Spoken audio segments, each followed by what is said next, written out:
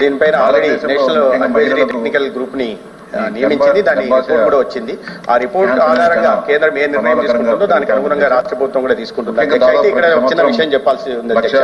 ఇది 9 నుంచి 15 సంవత్సరాల లోపల బాలికలకు ఇచ్చే వ్యాక్సిన్. ఎందుకంటే తర్వాత గర్భాశయ ముఖద్వార క్యాన్సర్ బారిన పడకుండా కాపాడడం కోసం. అయితే రాష్ట్రంలో దేశంలో ఏ రాష్ట్రంలో జరిగిన విధంగా మన రాష్ట్రంలో నాన్ కమ్యూనికబుల్ డిసీజెస్ 3.0 సర్వేలో భాగంగా హైపర్ టెన్షన్ కి, డయాబెటీస్ కి ఎంతమంది ఉన్నారు గుర్తించి ఐడెంటిఫికేషన్ చేసే స్క్రీనింగ్ చేస్తున్నాం అధ్యక్ష. దాంట్లో భాగంగా క్యాన్సర్ కూడా చేస్తున్నాం.